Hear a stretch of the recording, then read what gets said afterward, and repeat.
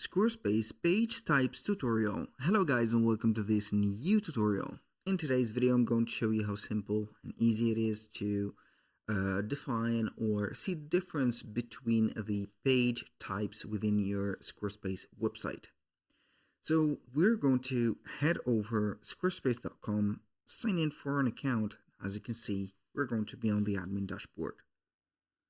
Now, once we have did that, we're going to head over the website, click on the first thing that, or the first item that will appear, which is pages. Now we have the main navigation menu for the pages, which is going to represent the menu right there, and also the not linked pages.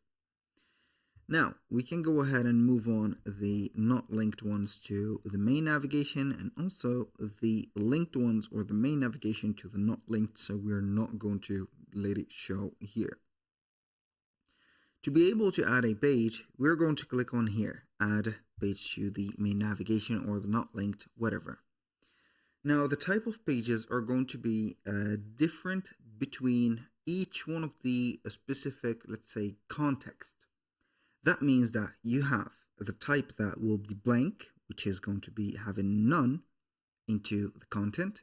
We have the introduction pages, such as home pages, about pages, contact, teams, and FAQs. Maybe FAQs, I'm not going to be sure that it is going to be an introduction, but it is going to be something that we can tolerate. We have in the new update of the Squarespace right there the selling type of pages, such as product pages, service pages, group events, content and memberships, scheduling, and finally donations.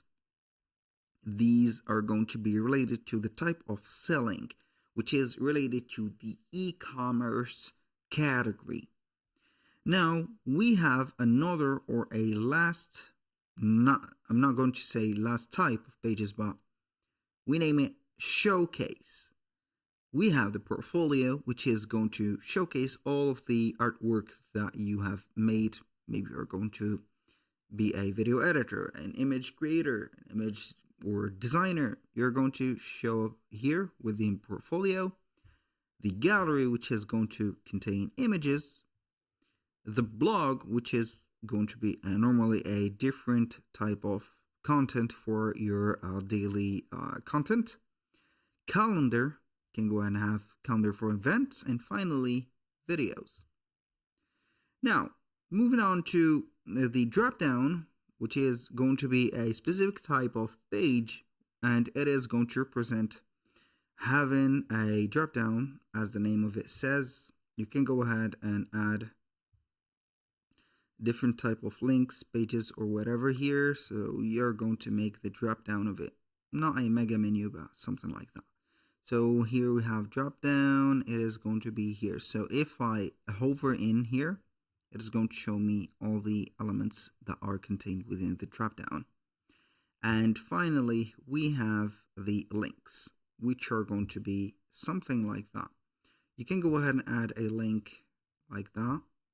Link it to a URL, or you can go ahead and link it to a file, an email, or a phone, and make the title of it just here. For example, blog, whatever, you're going to have it added like that, and you're going to make it as a navigation port. That was all for today's video. Thank you guys for watching. I hope that you have enjoyed the content, and I hope to see you soon on the next one.